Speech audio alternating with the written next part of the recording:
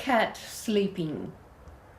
The cat curls sleeping, soft on my new black jumper. Better the shed fur than disturb him. Even the prophet cut off the corner of his robe, not to wake his cat, not even for prayer. Hi, I'm sorry to miss you all. I look forward very much to coming here to this launch. But as those of you who are familiar with Monty Python, the flying fickle finger of fate sometimes changes our courses of action. But I want to thank, while I have the chance, the people who have been so important in making this book possible. Most especially Alan Wern, gifted publisher, gifted writer, and a very nice person who has patience above and beyond and has waited 4 years for this book to get from proposal to this. I think that deserves a special acknowledgement.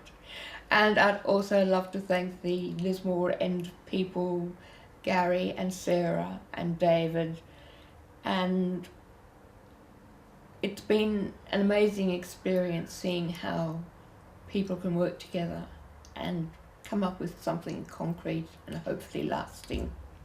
2 more poems. Male Preserves. So pleased you came, your grandmother's dry warm kiss on my cheek as she leads me proudly to the pantry. Rows and rows of squat bottles, polished with still a whiff of methylated spirits. The bottles sparkle, lined straight and clinking close along the shelves.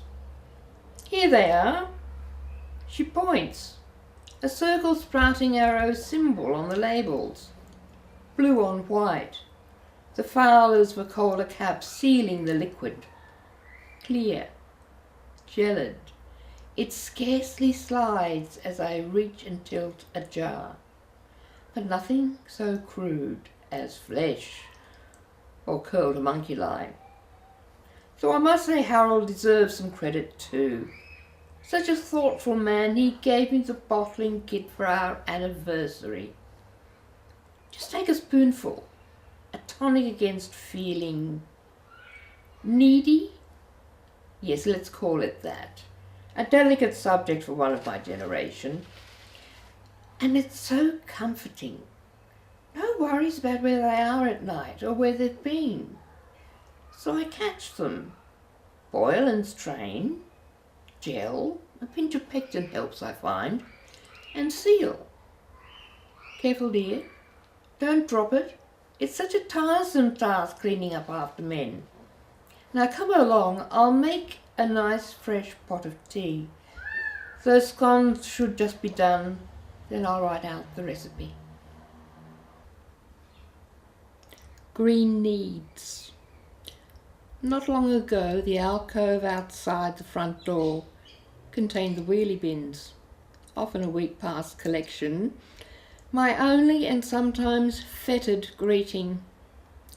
Tonight, the moon is full, high, huge haloed, bright enough to cast shadows and even read by.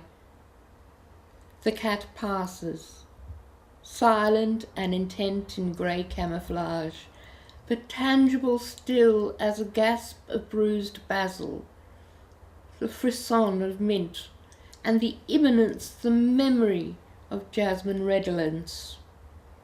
There are 2 Bunnings plastic garden chairs with lattice backs, jammed into this walled, paved nook, crammed with polystyrene boxes from behind the grocers, yogurt tubs, cut-off milk cartons, inherited pots, black buckets, 72 cents from Big W, with drainage holes impaled by the aged, rusted but ever-eager pitchfork.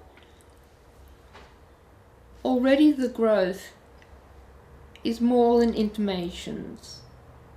The basils on steroids and utterly fecund Flowers on the buddleias still only wisps, but revealing promises, more purple than on an emperor's robe, more brilliant even than a sweet and musty memory, rejoicing as only inherent brevity knows. Parsley and coriander, still tender enough to bend and bow in downpours, and yet grasp again for the sun. And there's room too to mourn the tight dry knots of chervil, in death a brown parody, a hint of loss of once pale green coils, their faintly aniseed possibilities. In this borrowed space, this stolen time, my coffee cools. In this already lush and tangled promise of indulgences are the beginnings of generous greens and colours brilliant beyond remembering, hidden in the monochrome of this not quite light.